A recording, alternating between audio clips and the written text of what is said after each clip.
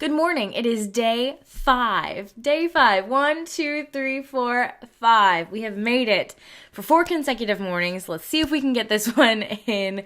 And we will have done 5 days of Bible reading in 2017, which is really cool. And the goal is to have 365 days done. And it's really exciting. I'm so pumped about this, and I'm so excited about the response that I'm getting, the friends and family who are sharing it, and seem to be genuinely enjoying it. So that's why I do it. That's why I want to do it. I want it to feel like a community thing. I want us to all do this together and say, okay, I've checked in day 5. Yeah, woohoo, and all of that. So please let me know if you're following along. Follow me on Twitter at Lindsay Foudy, or you can find my Instagram, Lindsay Foudy. Pretty much everything is Lindsay Foudy, but let me know that you found this, and I really would love to connect with you and know that we're all doing this a part of something bigger than ourselves. So kind of cool. Anyways, before I wanted to get into today's session, I wanted to kind of do a quick review in case this is the first video that you're jumping in on. So we have started from, Genesis 1:1, right? Matthew 1:1, Psalms 1:1, Proverbs 1:1. And so we are right now on day 5. We're kind of in the area of, in Genesis, we're kind of wrapped up the generations of Noah, everything after the flood, that kind of stuff. I'm not really sure what we're going to get into today. It looks like the Tower of Babel. Woot! And in Matthew, we're kind of in the very beginning of Jesus's ministry, which is awesome. We've gone through some of the John the Baptist stuff, and this is the first account in Matthew of when he healed people and stuff. So we're kind of getting a taste for what is going on right now in Jesus's life. And so pretty cool. Psalms, Proverbs, wisdom. I mean, is it really anything else?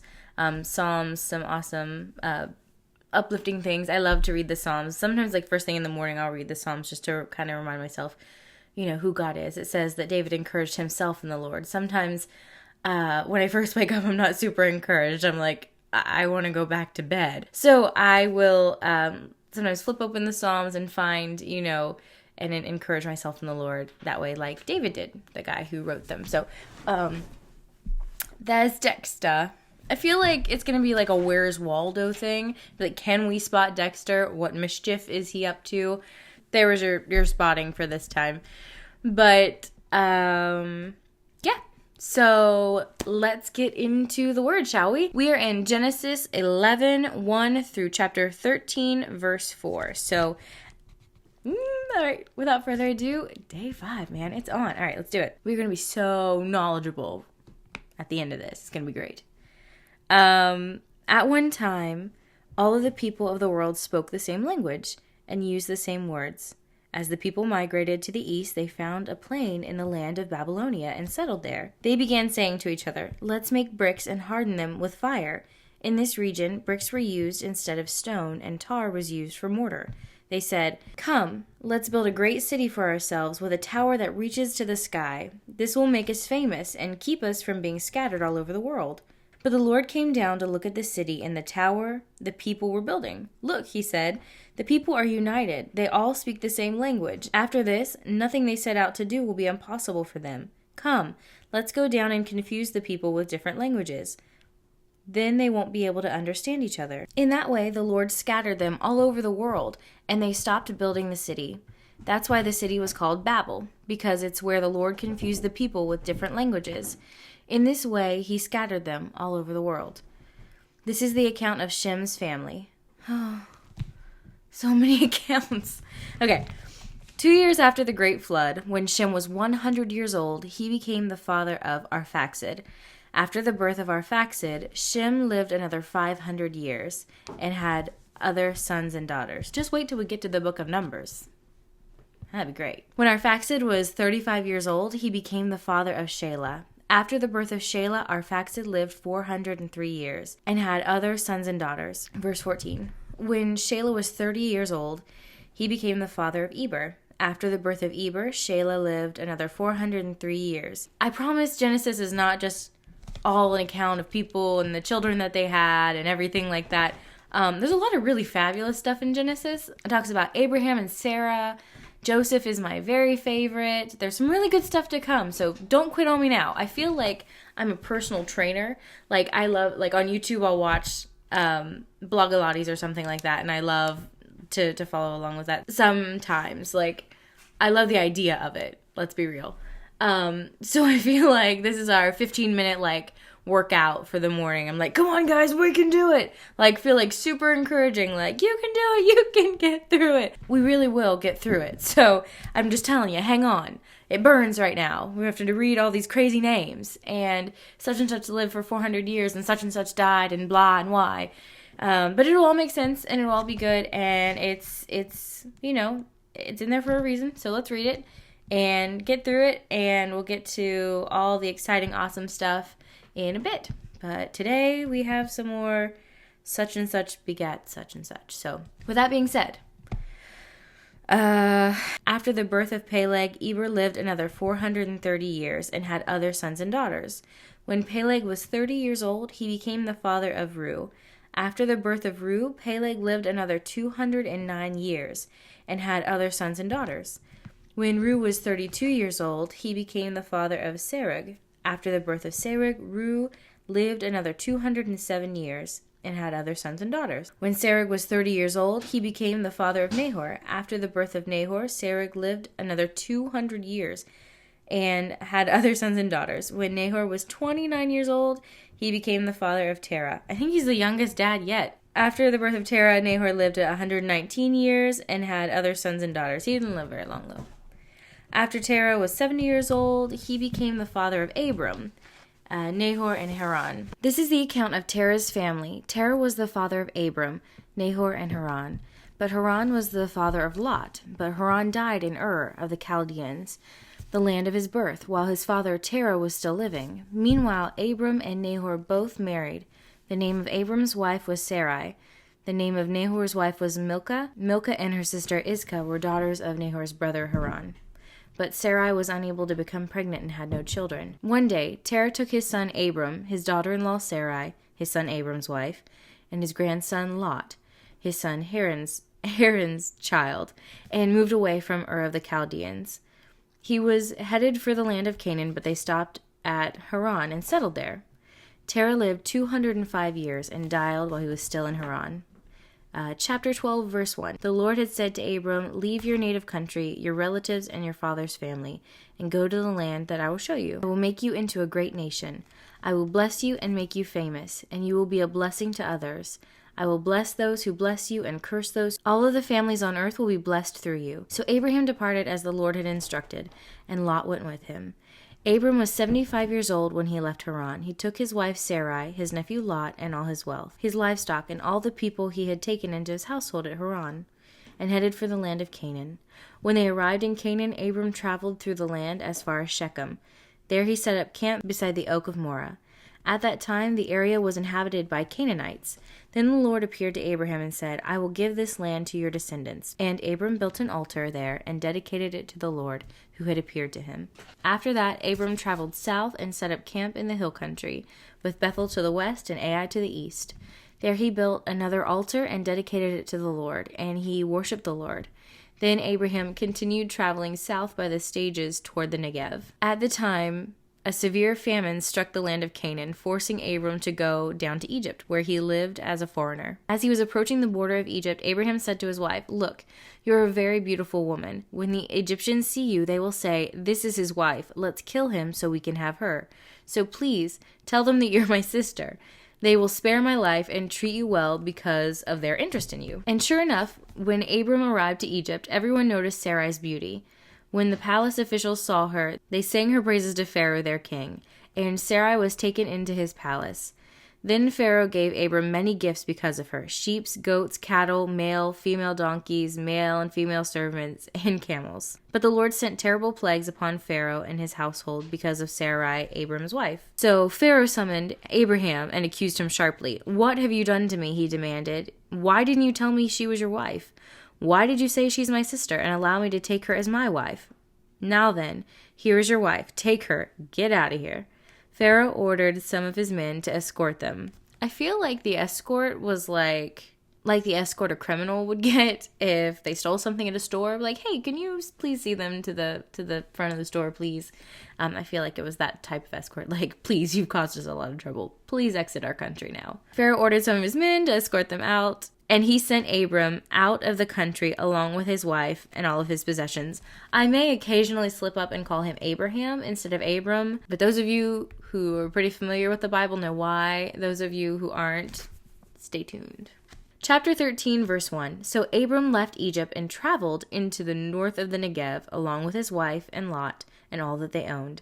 Abram was very rich in livestock, silver, and gold. Yeah, from the Egyptians. From the Negev, they continued traveling by stages toward Bethel, and they pitched their tents between Bethel. Okay, maybe he had some sheep before, but it said that the Pharaoh gave him a whole bunch of stuff for Sarai. From the Negev, they continued traveling by stages toward Bethel, and they pitched up their tents between Bethel and Ai, where they had camped before. This was the same place where Abraham had built the altar, and there he worshipped the Lord again. Every time, it surprises me that we're come to the end of it already. Like, that was the end of our Old Testament Genesis. So we learned about Abram, and he's awesome. There'll be lots more exciting stuff to come with Abram and Sarai, who might get different names later, which is kind of cool. And they will become Abraham and Sarah. Spoiler alert. So there's a lot of this is a really good portion of scripture, and it's so important to set up literally the rest of the Bible. So pay attention to Abraham and Sarah. It's pretty awesome. Now we are headed over to Matthew 5:1 through 26. Okay, let's go. One day, as he saw the crowds gathering, Jesus went up to the mountainside and sat down.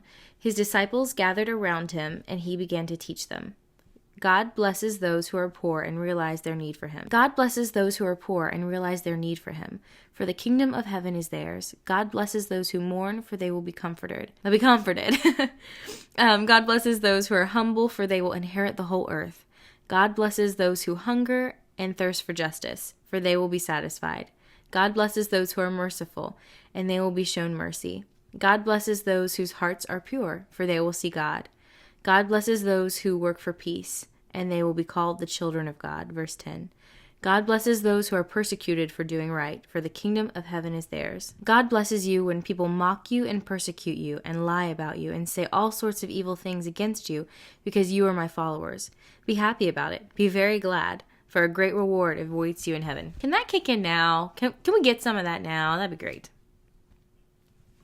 Just say. And remember, the ancient prophets were persecuted in the same way. Super consoling. You are the salt of the earth. But what good is salt if it's lost its flavor? Can you make it salty again? It will be thrown out and trampled underfoot as worthless. You are the light of the world, like a city on a hilltop that cannot be hidden. No one lights a lamp and puts it under a basket. Instead, a lamp is placed on a stand where it gives the light to everyone in the house. It is the same way. Let your good deeds shine out for all to see, so that everyone will praise your heavenly Father. Verse 17. Don't misunderstand why I have come. I did not come to abolish the law of Moses or the writing of the prophets. No, I came to accomplish their purpose. Yeah. I tell you the truth, until heaven and earth disappear, not even the smallest detail of God's law will disappear until its purpose is achieved. So if you ignore the least commandment and teach others to do the same, you will be called the least in the kingdom of heaven. But anyone who obeys God's laws and teaches them will be called great in the kingdom of heaven. But I warn you, unless your righteousness is better than the righteousness of the teachers of the religious law and the Pharisees, you will never enter the kingdom of heaven. You have heard that our ancestors were told, you must not murder. If you commit murder, you are subject to judgment. But I say, even if you are angry with someone, you are subject to judgment. If you call someone an idiot, you will be... You are in danger of being brought before the court, and if you curse someone, you are in danger of the fires of hell. I call people idiots all the time.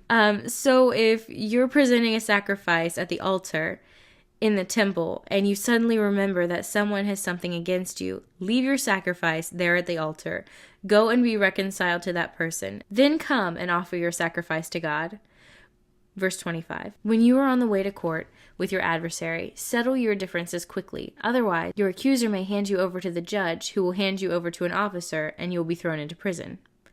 And if that happens, you surely won't be free again until you have paid the last penny. Just really, really uplifting stuff here. I'm just really relishing on that whole idiot thing. I usually say it just kidding, like, what are you doing, you idiot? But I do say that quite frequently. I've been calling people idiots for years. Psalm 5, 1 through 12. Oh, Lord. Oh, Lord, hear me as I pray. Pay attention to my groaning. Listen to my cry for help, my King and my God, for I pray to none but you. Listen to my voice in the morning, Lord. Each morning I bring my request to you and wait expectantly. O God, take no pleasure in wickedness. You cannot tolerate the sins of the wicked. Therefore the proud may not stand in your presence. For you hate all who do evil. You will destroy those who tell lies. The Lord detests murderers and deceivers. Because of your unfailing love, I can enter your house. I will worship at your temple with the deepest awe. Lead me in the right path, O Lord, or my enemies will conquer me. Make your way plain for me to follow. My enemies cannot speak a truthful word. Their deepest desire is to destroy others. Their talk is foul, like the stench of an open grave. Their tongues are filled with flattery. O God, declare them guilty. Let them be caught in their own traps. Drive them away because of their many sins, for they have rebelled against you. But let all who take refuge in you rejoice.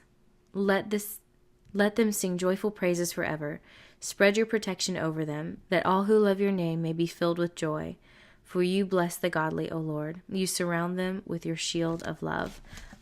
Small background for people who don't have any background of what the Psalms even are, what that would be. It's King David, and he's writing these, and he was in a lot of battles. He was fighting against a lot of nasty people. He was fighting against a lot of opposing armies and stuff, and so a lot of the things that he says about the people who are against him, and the things about that's where he's coming from. He's dealing with soldiers and armies and people trying to kill him all the time. So he's like, God, I know that you're my safe place. I know you're my refuge. I know that you're my strength. I know that you're my this, my that, my other. And he's encouraging himself. He didn't really have anybody to bounce these things off of that had a relationship with God quite like he did. So God was his best friend. It says that David is a man after God's own heart. He loved the Lord. And so this is him expressing his love to God, essentially his prayers and things. So it's really, really cool to see. I mean, he was obviously dealing with a lot more pressing things than I may ever, come to deal with. But you can find your own situations and things and say, God, help me with this. I know that you're my strength. I know that you are my help in time of need, and help me with this situation. So there you have it. Ta-da! Okay, so that finishes our Psalms, and we're going to talk about probably wisdom in Proverbs. So Proverbs was written by Solomon. Solomon is David's son. Mind blown, I know, right? All right, Proverbs. Proverbs 1, 24 through 28. Only 4 Proverbs today. Wisdom. Ha! Told you. Wisdom. Making an appearance. Wisdom, called you so often, but you wouldn't come. I reached out to you, but you paid no attention. You ignored my advice and rejected the correction I offered. So I will laugh when you are in trouble. I will mock when disaster overtakes you, when calamity overtakes you like a storm, when disaster engulfs you like a cyclone, and anguish and distress overwhelm you. When they cry for help, I will not answer. Though they anxiously search for me, they will not find me. So, Solomon was known as the wisest person in all the land, and he was the smartest dude, still considered by some people today one of the smartest guys. And so he's writing this, and so what did it say? I'm gonna go back to Proverbs 1, back on January 1, because it talks about what the purpose of the Proverbs are, and let us find that right quick. So the purpose of the Proverbs, it says, these are the Proverbs of Solomon, David's son, king of Israel. See, I'm not lying. Their purpose is to teach people wisdom and discipline, to help them understand the insights of the wise. Their purpose is to teach people to live disciplined and successful lives, to help them do what is right, just, and fair. So, basically, it's the wisest dude in the world giving you advice. I love it. I love it all. And I'm excited to continue with day 6 tomorrow. I'm excited to continue with day 241. It's going to be an awesome journey that I'm really looking forward to becoming reacquainted with parts of the Bible maybe I haven't visited in a while. And the Bible has so many stories of all varying genres, like war stories and love stories and just some really cool stuff. So it's not just super dry like people think. And especially if as Christians we're learning about God and we're learning about Jesus, we're learning about, you know,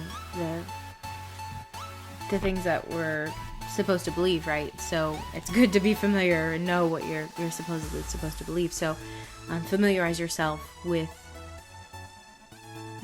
the guidebook, right? Familiarize yourself with the heroes of faith and the people who have walked this walk before us and have done it victoriously. Matthew, Mark, Luke, John, talking all about the life of Jesus, and then you have the Pauline epistles, right?